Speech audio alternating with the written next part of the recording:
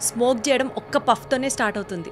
ఇది బేసికల్గా మన మైండ్లో ఉంటుందా, లేకపోతే ఆ అలవాటు మనం చేసుకునే దాన్ని బట్టి ఉంటుందా? ఒక్క సిగరెట్ ఒక 11 minutes ఆఫ్ హెల్త్ వరకు రెడ్యూస్ చేస్తుంది అని. దాని తర్వాత యూనివర్సిటీ ఆఫ్ కాలిఫోర్నియా కూడా ఇయర్ 2010-2015లో మల్టిపుల్ రీసెర్చెస్ చేసి యాడ్స్ అవి చూస్తూ ఉంటాం కదా కొన్ని డీ అడిక్షన్ సెంటర్స్లో, you can quit smoking in 7 days అని. అది అసలు ప్రాక్టికల్లీ పాసిబుల్లా? ఆల్కహాల్ తీసుకోకముందు ఒక మనిషి చాలా సిగ్గుపడుతూ కామ్గా కంపోస్ట్గా ఒక పబ్లిక్ ప్లేస్లో ఉంటారు. అదే కొద్దిగా ఆల్కహాల్ తన సిస్టంలో పడే వరకు తన వాయిస్ కొద్దిగా హెచ్చుగా మారడం జరుగుతుంది. రాత్రి 12-11 వాళ్ళు తాగేసి పడుకున్నారు, పొద్దున్న 6-7 అయిపోయే వరకు ఆ లెవెల్స్ డ్రాప్ అయిపోతాయి. అందుకే వాళ్ళు ఎర్లీ మార్నింగ్ లేచి అది డ్రింక్ కోసం కోరుకుంటూ ఉంటారు. వాళ్ళు తిరిగి మళ్ళీ ఒక నార్మల్ లైఫ్ లీడ్ చేయగలరా అసలు? సో సపోజ్ స్మోకర్ ఆపుదాము అని అనుకున్నప్పుడు, ఒక నికోటిన్ రీప్లేస్మెంట్ స్టార్ట్ చేసినప్పుడు గ్రాడ్యువలీ మనం దాన్ని తగ్గించుకోవచ్చు. అలానే ఆల్కహాల్ సడన్గా స్టాప్ చేసినప్పుడు మనము ఆ ఆల్కహాల్ ఇచ్చే గాబా అనే ఒక కెమికల్ని, ఏజ్డ్ వాళ్ళు నిద్ర పట్టడానికి కొంత క్వాంటిటీ రోజు తాగుతారు, లేదా ఇప్పుడు బ్యూటీ రీజన్స్ కూడా చెప్తున్నారు, వైన్ తీసుకోవడం వల్ల ఫేస్ చాలా గ్లో వస్తుందని. అట్లా వాట్ ఎవర్ ఎవరి రిక్వైర్మెంట్ ఏదన్నా కావచ్చు. డ్రాప్ బై డ్రాప్ ఆల్కహాల్ కూడా ఇమ్మెన్స్ డ్యామేజ్ అన్నది సిస్టంలో కలుగజేస్తుంది. చాలామంది స్మోకర్స్ మాకు చెప్పేది ఏమిటి అని అంటే, వాళ్లకు మధ్యరాత్రిలో మెలకు వస్తే కూడా స్మోక్ చేసి మళ్ళీ పడుకుంటుంది. చాలా dangerous than alcohol and smoking అని అంటే అది ఈ గేమింగ్ యాప్స్కి అడిక్ట్ అవ్వడం, ఈ గేమింగ్, గ్యాంబ్లింగ్, బెట్టింగ్స్, ఇవన్నీ ఇంకా నెక్స్ట్ లెవెల్ ఆఫ్ అడిక్షన్ అని అంటున్నారు ఈ మధ్యకాలంలో. రీసెంట్గా కనుక చూసుకుంటే ఒక 10 days క్రితము గుర్గాంలో ఒక మనిషి బెట్టింగ్లో పాల్గొని ఒక 4 lakhs to 5 lakhs వరకు ఓడిపోవడం ఒకేసారి అన్నది జరిగే వరకు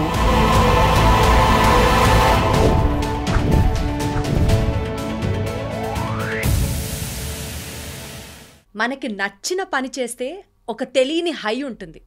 మనకి బాగా ఇష్టమైన పని ఒకసారి చేస్తే చేస్తూనే ఉండాలి అని అనిపిస్తూ ఉంటుంది.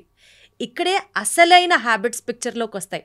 సే ఫర్ ఎగ్జాంపుల్ స్మోకింగ్ అయినా, డ్రింకింగ్ అయినా, అండ్ ఆ మాటకు వస్తే ఫోన్ చూస్తూ ఉండడం అయినా, తెలియకుండా ఏదో ఒక హ్యాపీనెస్ వస్తుంది. కానీ but the other side of the coin, అది మన హెల్త్ని, మన బ్రెయిన్ని ఎంత డ్యామేజ్ చేస్తున్నాయి అన్నది కనుక ఆలోచిస్తే డెఫినెట్లీ అన్నీ కరెక్టే, కానీ నాకు చేయలేకపోతున్నాను, డీఅడిక్ట్ అవ్వలేకపోతున్నాము అన్న పాయింట్ అప్పుడు పిక్చర్లోకి వస్తుంది. ఇలాంటి టైంలోనే డెఫినెట్లీ మనం ఒక సైకాట్రిస్ట్ దగ్గర కానీ, లేకపోతే ఒక ఎక్స్పర్ట్ దగ్గర కానీ సజెషన్స్ తీసుకోవాలి అన్నది నా పాయింట్. అండ్ మనందరికీ most favourite we have with us doctor Virinchi garu ఇవాల్టి షోలో ఈ డీఎడిక్షన్ ఎపిసోడ్ గురించి క్లియర్గా మాట్లాడుకుందాం. హలో విరించి గారు, ఎలా ఉన్నారు? అబ్సల్యూట్లీ ఫైన్ అండి, థ్యాంక్ యూ. మీరు ఎలా ఉన్నారు? చక్కగా ఉన్నా నేను కూడా, థ్యాంక్ యూ సో మచ్. ఏదైతే నేను చెప్తున్నానో అండి, సపోజ్ ఫర్ ఎగ్జాంపుల్ స్మోకింగ్ తీసుకున్నాం అనుకోండి, స్మోక్ చేయడం ఒక్క పఫ్తోనే స్టార్ట్ అవుతుంది. అసలు అది ఎలా ఉంటుంది అని ట్రై చేయడంతో మొదలయ్యి ఏదో ఒక తెలియని హై, ఏదో ఒక తెలియని హ్యాపీనెస్లో ఎండ్ అవుతూ ఉంటాం కదా. సో ఇది బేసికల్గా మన మైండ్లో ఉంటుందా, లేకపోతే ఆ అలవాటు మనం చేసుకునే దాన్ని బట్టి ఉంటుందా? వెరీ ఇంట్రెస్టింగ్ క్వశ్చన్ అండి. ఎందుకంటే మనము ఎనీ అడిక్టివ్ బిహేవియర్ గురించి మాట్లాడినప్పుడు మనకు సైంటిఫిక్ రీసెర్చ్ చెప్పేది ఏమిటి అని అంటే, it is both psychological and physical అని అంటారు. అయితే మనం ఎవిడెన్స్ కనుక చూస్తే, ఇటువంటి ఒక హ్యాబిట్ అలవాటు అయినప్పుడు, లేదా రెగ్యులర్గా ఇటువంటి యొక్క బిహేవియర్స్లో పార్టిసిపేట్ చేసినప్పుడు మన బ్రెయిన్ లోపల కొన్ని స్ట్రక్చరల్ చేంజెస్ అన్నవి జరగడము మనం చూస్తాము. ఏమిటివి అని అంటే, మనందరికీ కావాల్సిన ఒక ఇంపార్టెంట్ కెమికల్ డోపమిన్ అని అంటాము. ఈ dopamine is the happiness chemical లేదా ప్లెజర్ కెమికల్. అయితే ఈ డోపమిన్ ఎక్కువ క్వాంటిటీస్లో ఈ హ్యాబిట్స్ ద్వారా రావడము అనేది జరుగుతుంది. కొన్ని రీసెర్చెస్ చెప్పేవి ఏమిటి అని అంటే, మనకు నచ్చిన ఆహారం కానివ్వండి, లేదా ఒక ఎక్సర్సైజ్ కానివ్వండి, ఒకవేళ మన డోపమిన్ని 100% రిసెప్టార్స్ని యాక్టివేట్ చేస్తే, స్మోకింగ్ కానివ్వండి, ఆల్కహాల్ కానివ్వండి, 2 times, 3 times, 5 times లేదా 10 times వరకు డోపమిన్ని మన బ్రెయిన్లోకి పంపిస్తూ ఉంటుంది. అంత డోపమిన్‌కి ఒక్కసారి బ్రెయిన్ అలవాటయిన తర్వాత ఈ చిన్న చిన్నవి మనకు ఇంకా ఆ ప్లెజర్‌ని గానీ, ఆ కిక్‌ని గానీ ఇవ్వడము ఆపేస్తుంది. రెండో విషయం ఏమిటి అనంటే, బయట నుండి ఆహారం తెప్పించుకున్నప్పుడు ఇంట్లో మనం వండుకోము. Correct. అలానే బయట నుండి డోపమిన్ వస్తూ ఉంటే, మన బ్రెయిన్ డోపమిన్‌ని టెంపరరీగా తయారు చేయడం అన్నది ఆపేస్తుంది. కానీ కొన్ని రోజుల తర్వాత బ్రెయిన్ తయారీ చేసే ఒక ఫ్యాక్టరీ బ్రెయిన్ లోపల ఏదైతే ఉంటుందో, అది పూర్తిగా డ్యామేజ్ అవ్వడం అన్నది కూడా జరుగుతుంది. సో, టెంపరరీగా హాల్ట్ అవ్వడం నుండి total damage to the dopamine factory inside the brain జరిగే వరకు ఇక్కడ ఓన్లీ సోర్స్ ఆఫ్ డోపమిన్ ఏమిటి అనంటే ఆ హ్యాబిట్. సో, అందుకే ఒక స్మోకర్ కొన్ని గంటల తర్వాత మళ్ళీ సిగరెట్ తాగకపోతే తనకు ఒక రకమైన ఇరిటేషన్ వస్తుంది. లేదా ఆల్కహాలిక్ కూడా కొన్ని గంటల తర్వాత మళ్ళీ ఆల్కహాల్ తీసుకోకపోతే ఒక రకమైన ఇరిటేషన్ వస్తుంది. సో, ఆ రకంగా చూసుకుంటే ఇట్ ఈస్ ఖచ్చితంగా ఫిజికల్ ఇల్నెస్. ఇంకోటి మనం చూసుకుంటే చాలాసార్లు భగవంతుడి కోసం కానివ్వండి, ఒక అయ్యప్ప దీక్ష సమయంలో, లేదా ఎమోషనల్గా నా పిల్లల కోసం అని ఒక బర్త్డే రోజు, లేదా ఒక అనారోగ్యం ఉన్నప్పుడు చాలామంది అబ్రప్ట్గా క్విట్ చేసిన వాళ్ళు కూడా ఉంటారు. ఇది is more of the mental energy or the mental power. అంటే ఆ టైంలో మన బ్రెయిన్ని మనము కన్విన్స్ చేసుకున్నప్పుడు దానివల్ల వచ్చే బాధని కూడా మనం దిగమింగగలం. ఇప్పుడు ఎక్సర్సైజ్ చేసేవాళ్ళు అదేమీ నిజంగా సంతోషకరమైనది ఏమీ కాదు కదా, అది ఒక నొప్పిని తయారు చేస్తున్నాం, మనం నొప్పిని ఇస్తున్నాం మన బాడీకి. కానీ చేసేవాళ్ళు దాన్ని ఎంజాయ్ చేస్తారు. సో, ఆ రకంగా మనము ఒక మెంటల్ స్ట్రెంగ్త్లో ఉన్నప్పుడు మనము చేసే ఒక కష్టమైన పని కూడా ఈజీ అవుతుంది. అదేవిధంగా మెంటలీ మనము మానేయాలి అని అనుకుంటే దాని ద్వారా వచ్చే ఎన్నో సైడ్ ఎఫెక్ట్స్ని కానివ్వండి, విత్డ్రావల్ సిమ్టమ్స్ని కానివ్వండి, మనము ఈజీగా విత్స్టాండ్ చేయగలము అండ్ బేర్ చేయగలము. సో బేసికల్గా అండి, స్మోకింగ్ గురించి మాట్లాడితే ఒక సిగరెట్ ఒక మనిషి లైఫ్ స్పాన్ని ఎన్ని సంవత్సరాలకి కట్ చేస్తుంది ఆర్ ఎంత పీరియడ్ని కట్ చేస్తుంది? సో వాస్తవంగా ఇయర్ 2000లో మన బ్రిటిష్ మెడికల్ జర్నల్ రిలీజ్ చేసిన ఒక ఆర్టికల్ చెప్పింది ఏమిటి అని అంటే, ఒక్క సిగరెట్ ఒక 11 minutes ఆఫ్ హెల్త్ వరకు రెడ్యూస్ చేస్తుంది అని. దాని తర్వాత యూనివర్సిటీ ఆఫ్ కాలిఫోర్నియా కూడా ఇయర్ 2010-2015లో మల్టిపుల్ రీసెర్చెస్ చేసి ఈ 11 minutes గురించి మాట్లాడడం జరిగింది. కానీ రీసెంట్గా యూనివర్సిటీ ఆఫ్ లండన్ చెప్పింది ఏమిటి అని అంటే, ప్రతి ఒక్క సిగరెట్ ఒక మనిషి యొక్క లైఫ్ స్పాన్ని ఆల్మోస్ట్ 20 minutes వరకు రెడ్యూస్ చేస్తుంది అని వాళ్ళు చెప్తున్నారు. సో అన్డౌటెడ్లీ అది తీసుకున్నప్పుడు మనకు ఇమీడియట్ డ్యామేజ్ తెలియకపోవచ్చు, కానీ లోపల అది ఏ రకమైన ప్రాబ్లమ్స్ని క్రియేట్ చేస్తుందో, ఏ రకమైన ఇంజురీని మన ఒక్కొక్క ఆర్గన్కి అయితే క్రియేట్ చేస్తుందో, దానివల్ల మన న్యాచురల్ అబిలిటీ లేదా మన ఆర్గన్స్, హార్ట్ కానివ్వండి, లంగ్స్ కానివ్వండి, మన ఇమ్యూనిటీ కానివ్వండి, ఏ రకమైన అబిలిటీస్లో ఉంటాయో పుట్టినప్పుడు ఆ అబిలిటీస్ తగ్గిపోవడము, దానివల్ల ఈ ఆర్గన్స్ యొక్క ఏజ్ కొద్దిగా తగ్గుతూ రావడము అనేది జరుగుతుందండి. సో బేసికల్గా అండి, మనం యాడ్స్ అవి చూస్తూ ఉంటాం కదా కొన్ని డీ అడిక్షన్ సెంటర్స్లో, you can quit smoking in 7 days అని. అది అసలు ప్రాక్టికలీ పాసిబుల్లా? 7 daysలో మనం మానేయచ్చా స్మోకింగ్? లైక్ ఇందాక మనం అనుకున్నట్టు ఆ మెంటల్ విల్ పవర్ అన్నది ఉన్నప్పుడు చాలామంది అది చేయగలుగుతున్నదండి. అయితే బికాజ్ మనం ఇందాక డిస్కస్ చేసినట్టు there are some physical changes also happening in the brain కనుక మనము అబ్రప్ట్గా ఆపినప్పుడు ఒక సిరీస్ ఆఫ్ చేంజెస్ మన బాడీలో మనం గమనిస్తాము. వాటినే మనము విత్డ్రావల్ సిమ్టమ్స్ అని కూడా అంటాము. అయితే మైల్డ్ ఇరిటేషన్ నుండి కొద్దిగా యాపిటైట్లో చేంజెస్ కానివ్వండి, స్లీప్ డిస్టర్బెన్సెస్ కానివ్వండి, ఇవి మనం చూసే సింప్లర్ లేదా మైల్డర్ సిమ్టమ్స్. కానీ కొందరిలో తీవ్రత పెరుగుతూ ఉంటే ఆ రెస్ట్లెస్నెస్ అనేది ఒక అగ్రెషన్లోకి వెళ్ళడము, కొన్నిసార్లు సైకాటిక్ సిమ్టమ్స్లోకి వెళ్ళడము అనేది కూడా మనం చూస్తాము. So always the safest bet is yes, మానేయాలి అనుకున్నప్పుడు ఒకేసారి మానేయాలి. కానీ మానేస్తున్నప్పుడు మెడికల్లీ రీప్లేస్మెంట్ థెరపీ అని అంటాము. ఇప్పుడు అదే నికోటిన్ మనకు గమ్స్ రూపంలో కానివ్వండి, ఒక ప్యాచ్ రూపంలో కానివ్వండి అవైలబుల్గా ఉంటాయి. సో కొద్ది రోజులు ఆ నికోటిన్ గమ్స్లోకి కానీ ప్యాచెస్లోకి కానీ మారి క్రమంగా ఒక 2 weeks 3 weeksలో వాటిని కూడా ఆపివేయడం ఇంపార్టెంట్. ఎందుకంటే దెర్ ఆర్ సమ్ సిచ్యువేషన్స్ ఎవరైతే ఆ నికోటెక్స్కి కానివ్వండి, ఆ గమ్స్కి కానివ్వండి అడిక్ట్ అయిన వాళ్ళు కూడా ఉన్నారు. సో అందుకు ఇది మనము సొంతంగా చేయకుండా ఒక మెడికల్ ఎక్స్పర్ట్ దగ్గర మనం ట్రీట్మెంట్ కనుక తీసుకుంటే ఖచ్చితంగా వాళ్ళు గ్రాడ్యువల్లీ దాన్ని ఎలా టేపర్ డౌన్ చేసి స్టాప్ చేయాలి అన్నది కూడా చెప్పగలరండి. సో బేసికల్గా అండి ఇప్పుడు మానేయాలి అని అందరూ అనుకుంటారు, కానీ లాస్ట్ పఫ్ ఇంకొక్కసారి, లేకపోతే లాస్ట్ డ్రింక్ ఈ ఒక్కసారి వెళ్ళి రేపటి నుంచి మానేస్తాను అని మనం ఆ రేపు అన్నదే ఎక్కువగా చూస్తూ ఉంటాం. వాళ్ళు పాపం మానేయాలి అని అనుకున్నా వాళ్ళు మానలేకపోతూ ఉంటారు. ఎందుకండి అంత డిపెండెన్సీ? మీరు అన్నట్టు వాళ్లకు మానేయాలని మనస్సు నుండి ఉంటుంది, కానీ పాపం వాళ్ళ బ్రెయిన్ సహకరించదండి. సో మనము మీ ప్రశ్నని ఒకవేళ 2 సినారియోస్లో కనుక చూసుకుంటే, ఒక మనిషి ఒక పార్టీలో ఉన్నాడు, ఆ పార్టీలో ఇది నా లాస్ట్ డ్రింక్ అని కానీ ఇది నా లాస్ట్ స్మోక్ అని కానీ చెప్తాడు, కానీ మానేయలేకపోతాడు. అక్కడ ఎందుకు అనంటే తను ఆల్రెడీ కొద్దిగా తీసుకునే వరకు, కొద్దిగా ఆల్కహాల్ కానీ స్మోకింగ్ కానీ చేసే వరకు మన బ్రెయిన్ లోపల ఉండే ఈ లాజికల్ సెంటర్ అన్నది హైజాక్ అయిపోతుంది. సో ఆ ప్రీఫ్రాంటల్ కార్టెక్స్ అనేది యాక్టివ్గా ఉన్నప్పుడు మనం ఏదైనా ఒక సరైన డిసిషన్ తీసుకున్నా దాని మీద నిలబడగలుగుతాము. కానీ ఈ పదార్థం ఆల్రెడీ మన సిస్టంలోకి వెళ్ళే వరకు, లేదా కొన్ని సంవత్సరాల నుండి మనం దీన్ని వాడుతూ ఉండే వరకు, మన ప్రీఫ్రాంటల్ కార్టెక్స్ వీక్ అయిపోయే వరకు ఒక డిసిషన్ తీసుకోలేని పరిస్థితి అనేది మనం చూస్తాము. స్పెషలీ మనం ఆల్కహాల్ తోటి కనుక చూసినప్పుడు ఈ ప్రీఫ్రాంటల్ కార్టెక్స్ యొక్క మెయిన్ ఫంక్షన్ ఏమిటి అని అంటే స్టాప్ అని చెప్పడం.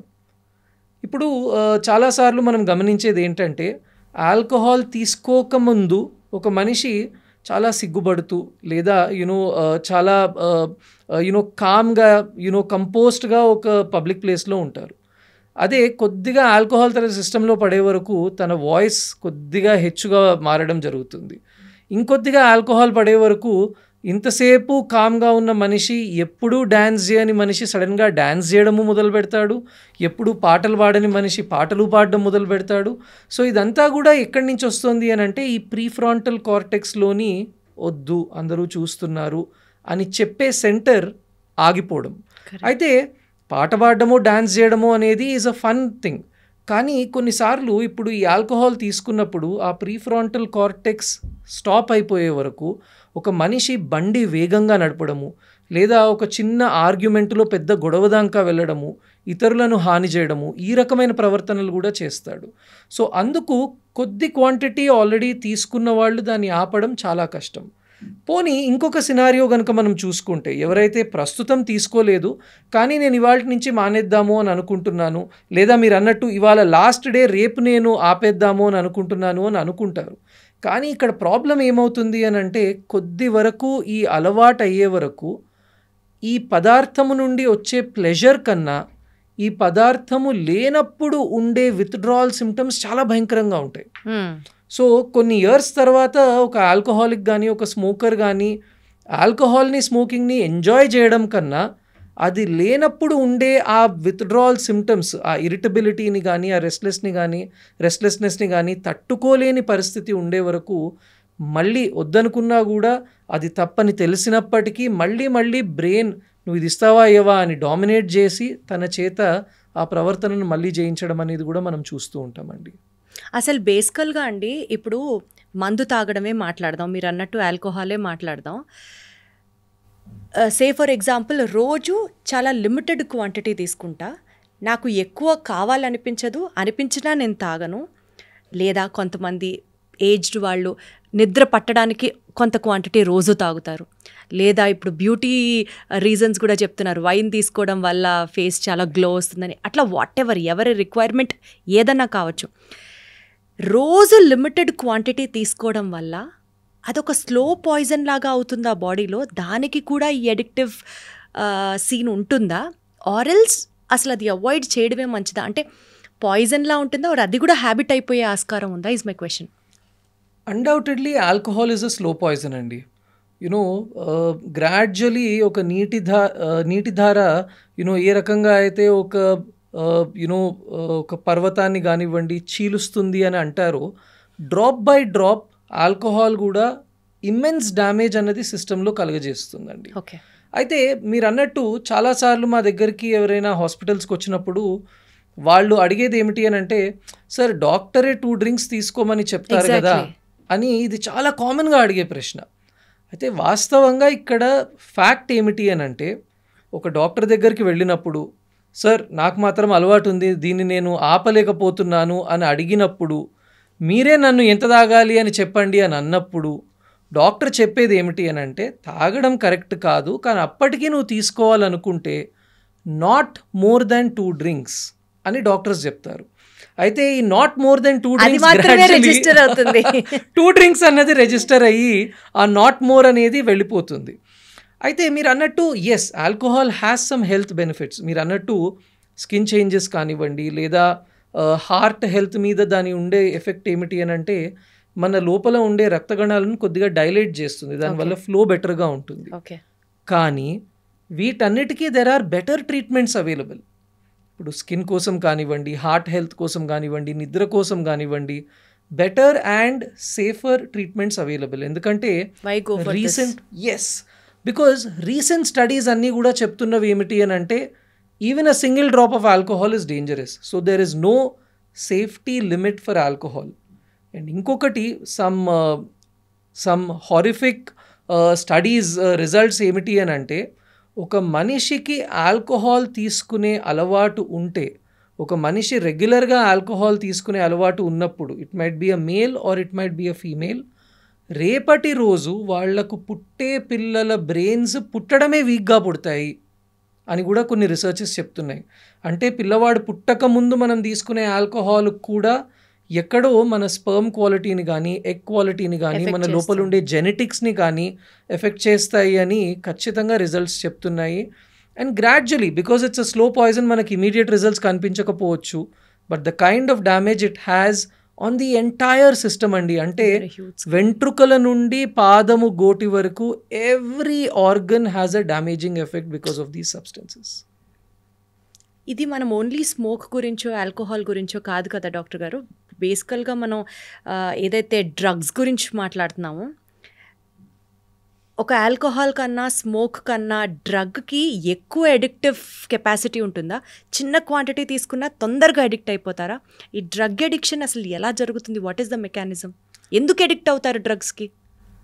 సో బేసికలీ అండి, ఇప్పుడు మీరు అడిగిన ప్రశ్నలో the first half of it is ఈజీగా అడిక్ట్ అవుతామా అని అంటే ఖచ్చితంగా ఎస్ అండి.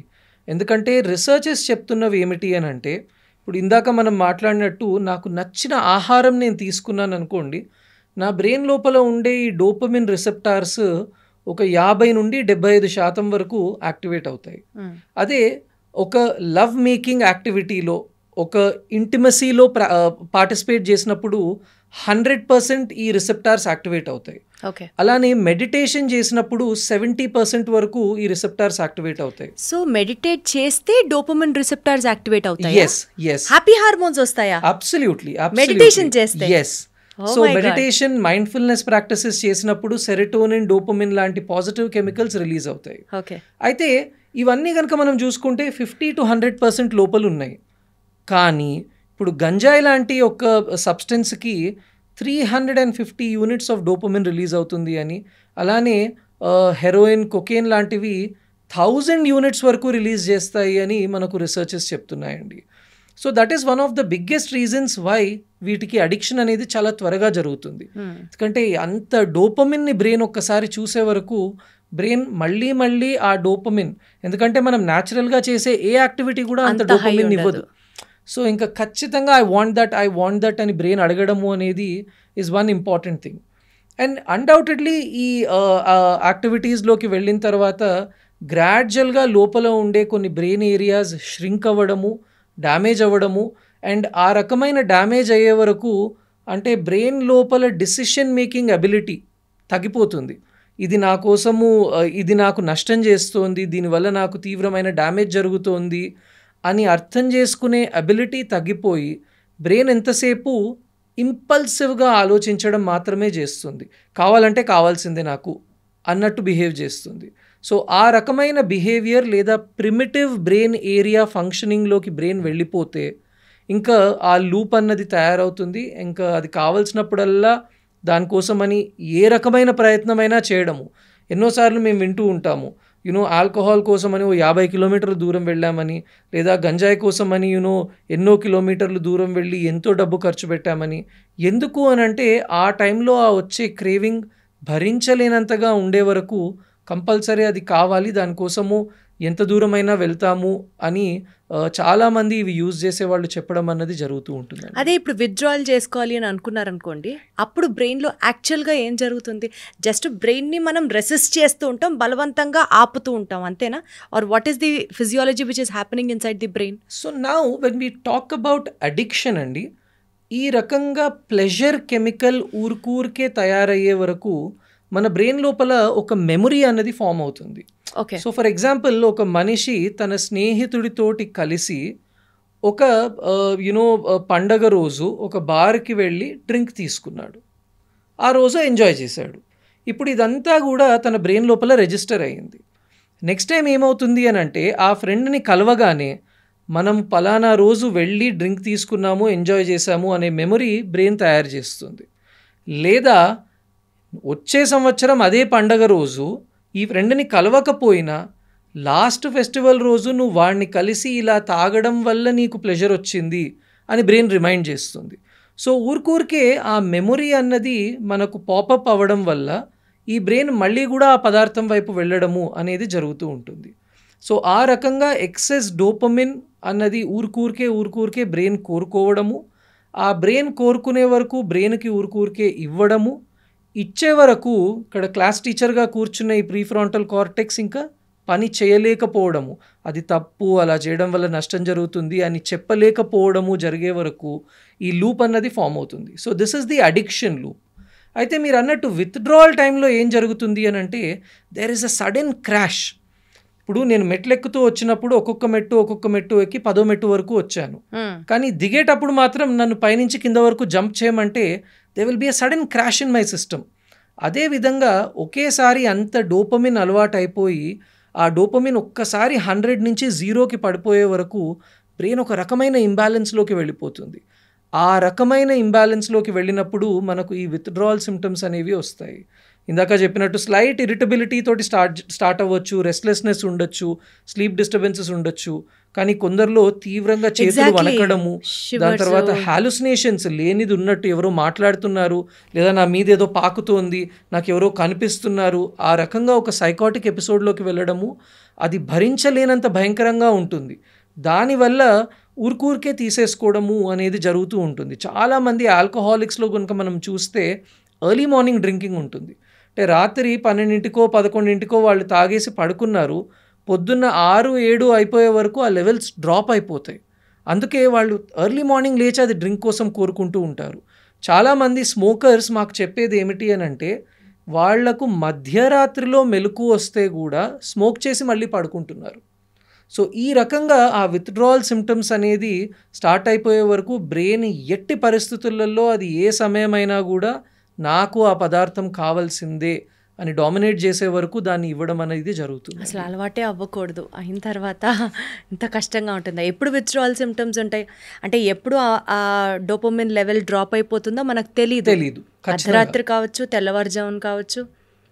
అయితే ఇప్పుడు ఇలా ఏమన్నా అలవాటైన వాళ్ళు ఉన్నారనుకోండి, ఇలాంటి ఎడిక్ట్స్ ఎవరైతే ఉన్నారో, మందుకు కానీ, స్మోక్కి కానీ, డ్రగ్స్కి కానీ, వాళ్ళు తిరిగి మళ్ళీ ఒక నార్మల్ లైఫ్ లీడ్ చేయగలరా అసలు?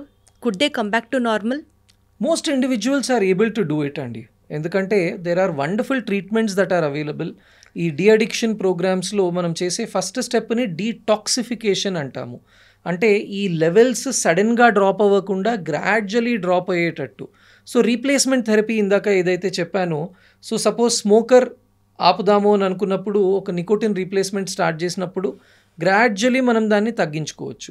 అలానే ఆల్కహాల్ సడన్గా స్టాప్ చేసినప్పుడు మనము ఆ ఆల్కహాల్ ఇచ్చే గాబా అనే ఒక కెమికల్ని క్రమంగా తగ్గించుకోవచ్చు. ఆ విధంగా మనము గ్రాడ్యువల్ డ్రాప్ అన్నది చేయడాన్ని డీటాక్సిఫికేషన్ అంటాము. అడిక్షన్లో ఏమిటి అని అంటే, మళ్ళీ కూడా దాని వైపు వెళ్లకుండా మనము ఏమి చర్యలు తీసుకోవచ్చు, ఏ రకమైన ట్రీట్మెంట్స్ వాడచ్చు, మన విల్ పవర్ని మనం ఏ విధంగా పెంచుకోవచ్చు అనేది మెడిసిన్స్ ద్వారా, థెరపీ ద్వారా మనము చేయగలము. అయితే మళ్ళీ 100% మనము రిటర్న్ తీసుకురాగలమా అనేది కొన్ని ఇంపార్టెంట్ పాయింట్స్ మీద డిపెండ్ అయి ఉంటాయండి. ఎందుకంటే the severity of the addiction, the frequency of the addiction. ఎందుకంటే కొన్నిసార్లు వీటి వల్ల జరిగే డ్యామేజెస్ కొన్ని పర్మనెంట్ డ్యామేజెస్ ఉంటాయి. ఆ రకమైన డ్యామేజెస్ ఉన్నప్పుడు it might take much longer time. అంటే మళ్ళీ కొత్త న్యూరాన్స్ యొక్క తయారీ అయ్యి ఆ న్యూరాన్స్ని మనము ఉపయోగించుకునేటట్టు చేసుకోవడము అనేది చేయడానికి కొద్ది సమయం పడుతుంది. But yes, there is a great possibility that we can bring it back to normalcy అండి. మళ్ళీ వాళ్ళకి గట్టిగా విల్ పవర్ అయితే ఉండాలి. 100% will power plays a very important role there. ఇప్పుడు ఇంకొక రీసెంట్ ఎడిక్షన్ గురించి మాట్లాడుకుంటే అమంగ్ ది యంగ్స్టర్స్ చాలా dangerous than alcohol and smoking అని అంటే అది ఈ గేమింగ్ యాప్స్కి అడిక్ట్ అవ్వడం, ఈ గేమింగ్, గ్యాంబ్లింగ్, బెట్టింగ్స్, ఇవన్నీ ఇంకా నెక్స్ట్ లెవెల్ ఆఫ్ ఎడిక్షన్ అని అంటున్నారు ఈ మధ్యకాలంలో. కాదండి, ఒక గేమ్ ఆడినా లేకపోతే ఒక గ్యాంబ్లింగ్కి వెళ్ళినా ఒక బెట్ చేసినా ఓడతాముకి ఎంత పాసిబిలిటీ ఉంటుందో గెలుస్తాముకి అంతవరకే ప్రాబబిలిటీ ఉంటుంది. 100% బెట్ ఆడిన ప్రతి ఒక్కడు గెలుస్తాడని లేదు కదా. బట్ స్టిల్ ఎందుకు ఇంకా ఆ ప్రాబబిలిటీ ఉందని తెలిసినా కూడా ఎందుకు ఇంకా గ్యాంబుల్ చేస్తారు, ఎందుకు బెట్ చేస్తారు? This is a very interesting question అండి. అయితే న్యూరో సైన్స్లో దీని గురించి చాలా రీసెర్చెస్ అన్నది జరిగాయి. అవి చెప్పేవి ఏమిటి అని అంటే, మన హ్యూమన్ బ్రెయిన్కి మేబీ అనే ఒక పదము చాలా ఇష్టం.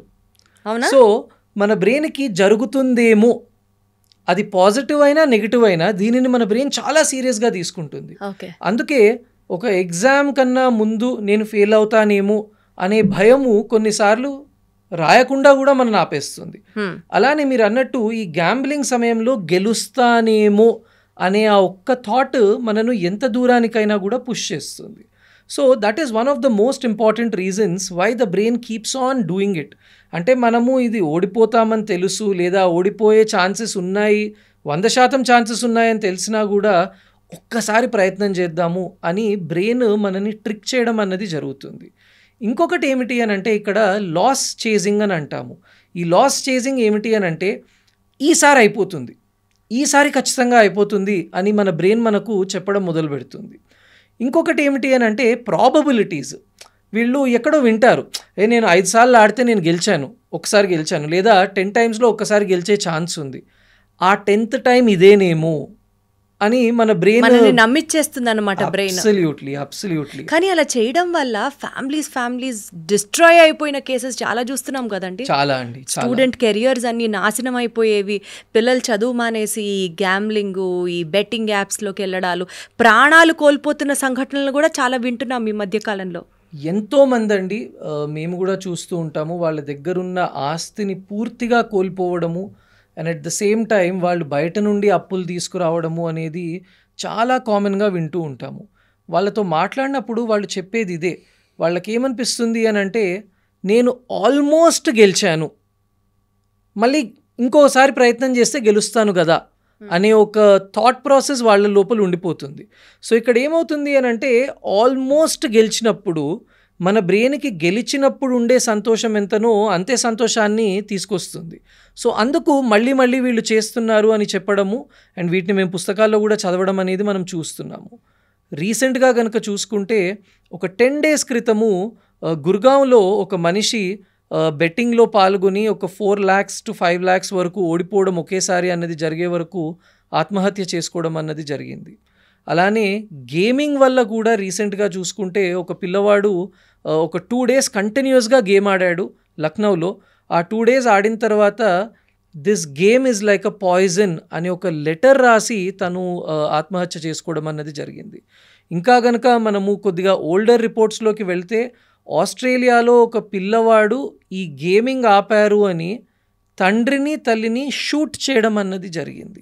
So this is the power of that addiction. ఈ గ్యాంబ్లింగ్లో కానివ్వండి, గేమింగ్లో కానివ్వండి, ఆ హై డోపమిన్ అన్నది వచ్చే వరకు దానికి ఉండే అడిక్షన్ చాలా తీవ్రంగా ఉంటుంది. మీరు అన్నట్టు దీన్ని ఈ మధ్య డిజిటల్ డ్రగ్ అని అంటున్నారు.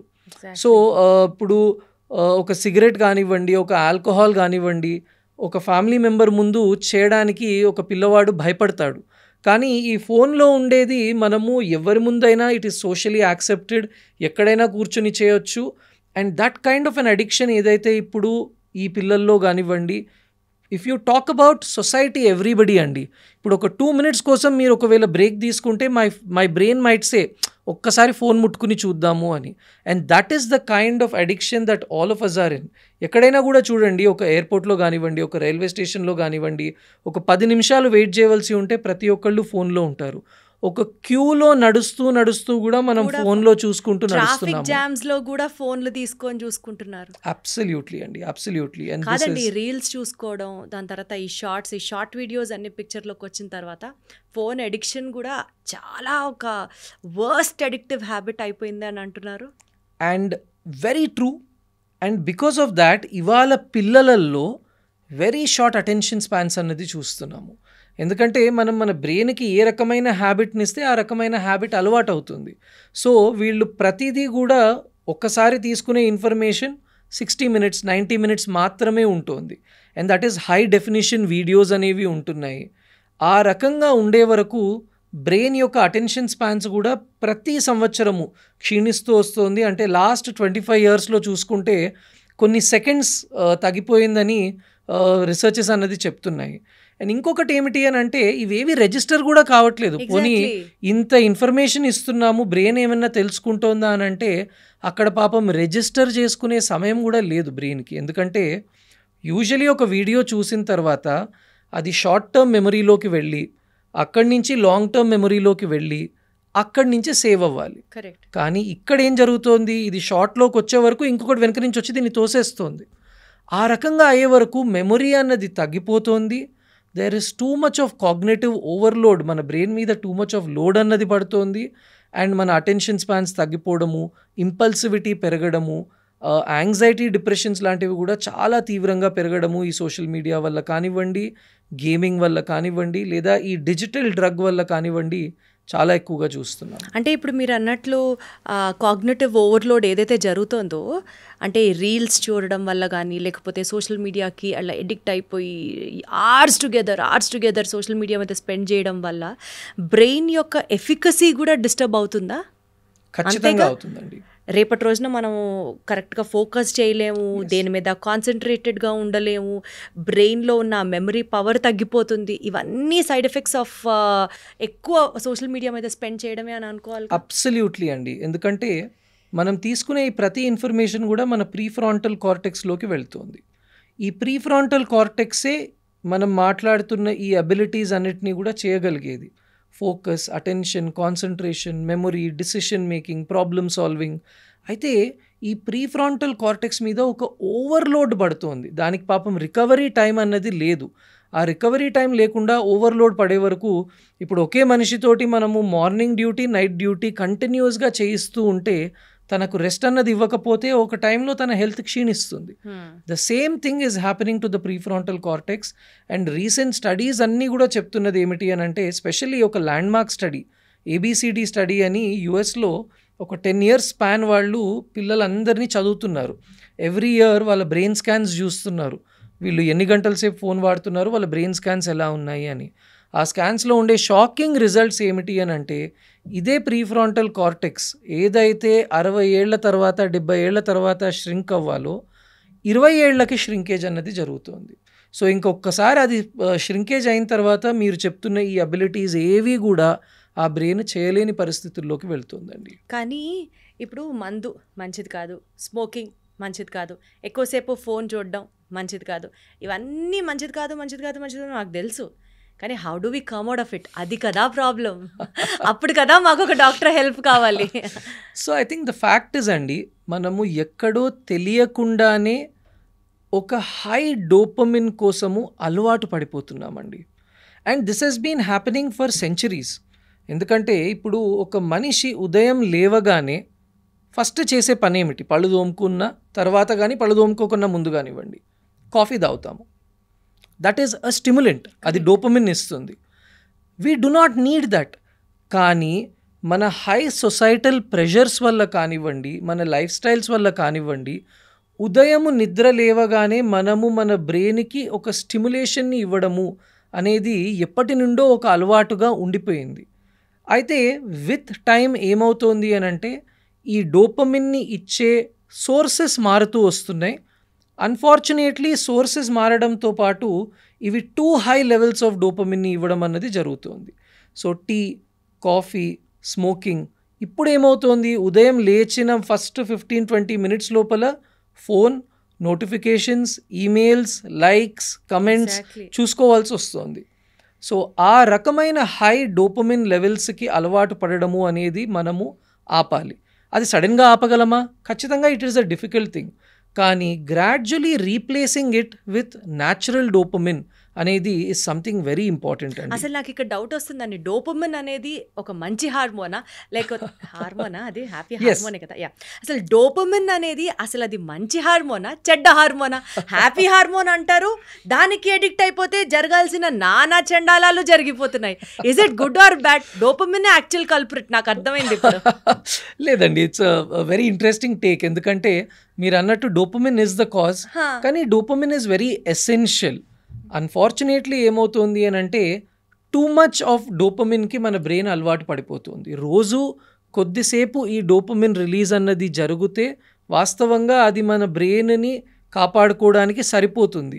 కానీ ఇవాల్టి రోజులలో టూ మచ్ ఆఫ్ డోపమిన్ని మనం ఇవ్వడం వల్ల బ్రెయిన్ దాన్ని తట్టుకోలేని పరిస్థితి జరుగుతుంది. So it is something like obesity కారణము ఆహారము, కానీ ఆ ఆహారం మనకు నెసెసిటీ. అన్ఫార్చునేట్లీ ఈ ఆహారము ఎక్కువ మనము తీసుకునే వరకు అది ఒబెసిటీగా మారడము అనేది మనం చూస్తున్నాము. So one important thing is, ఇంత ఎక్సెస్ డోపమిన్ లేకుండా మనం ఉండగలగాలి అని అంటే మనము న్యాచురల్ డోపమిన్ యాక్టివిటీస్ని పెంచడము, ఆర్టిఫిషియల్ డోపమిన్ యాక్టివిటీస్ని తగ్గించడము, మోస్ట్ ఇంపార్టెంట్లీ రెండిటి మధ్యన కొద్ది వరకు బోర్డమ్ని బ్రెయిన్కి ఇవ్వడము అనేది చాలా ఇంపార్టెంట్. ఎందుకంటే ఒక రోజు లోపల మనం ఎంతసేపు బ్రెయిన్ని బోర్ కొట్టనిస్తున్నాము, అది కూడా ఇంపార్టెంటా అండి? ఇంపార్టెంట్ అండి. ఎందుకు?